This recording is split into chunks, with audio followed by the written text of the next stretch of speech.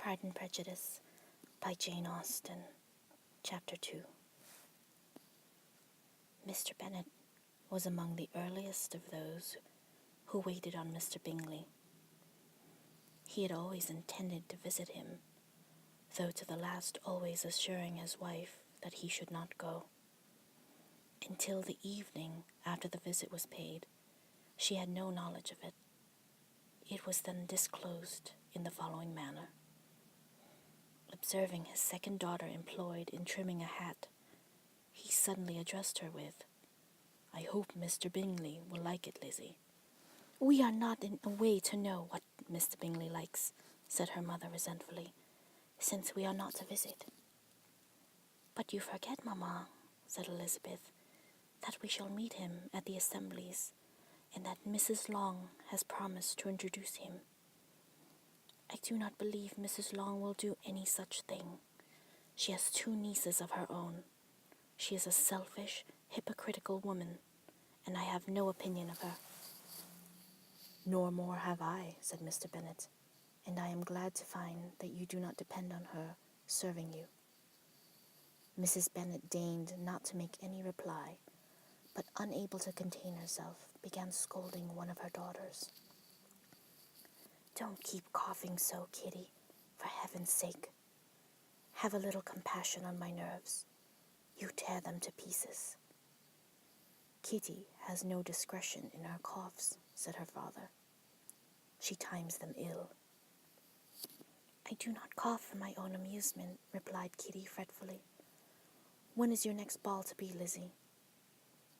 "Tomorrow fortnight." "Aye, so it is," cried her mother.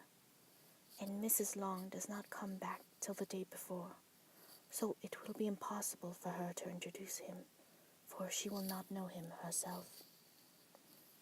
"Then, my dear, you may have the advantage of your friend and introduce Mr. Bingley to her." "Impossible, Mr. Bennet, impossible, when I am not acquainted with him myself. How can you be so teasing?" "I honor your circumspection. A fortnight's acquaintance is certainly very little. One cannot know what a man really is by the end of a fortnight. But if we do not venture, somebody else will. And after all, Mrs. Long and her nieces must stand their chance, and therefore, as she will think it an act of kindness if you decline the offer, I will take it on myself." The girls stared at their father.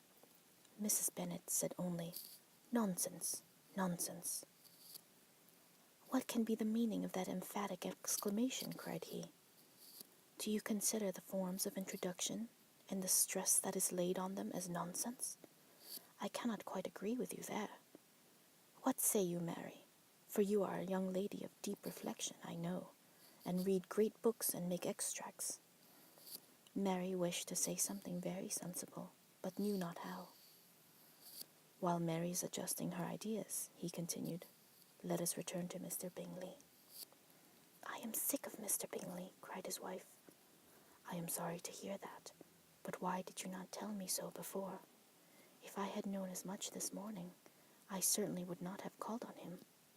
It is very unlucky, but as I have actually paid the visit, we cannot escape the acquaintance now." The astonishment of the ladies was just what he wished, that of Mrs. Bennet perhaps surpassing the rest, though, when the first tumult of joy was over, she began to declare that it was what she had expected all the while. "How good it was in you, my dear Mr. Bennet! But I knew I should persuade you at last. I was sure you loved your girls too well to neglect such an acquaintance.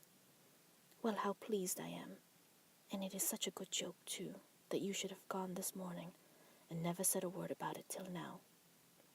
"Now, Kitty, you may cough as much as you choose," said Mr. Bennet, and as he spoke he left the room, fatigued with the raptures of his wife. "What an excellent father you have, girls," said she, when the door was shut. "I do not know how you will ever make him amends for his kindness, or me either, for that matter. At our time of life, it is not so pleasant, I can tell you, to be making new acquaintances every day. But for your sakes, we would do anything.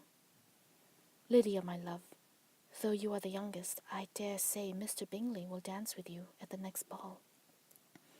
"Oh," said Lydia stoutly, "I am not afraid, for though I am the youngest, I am the tallest."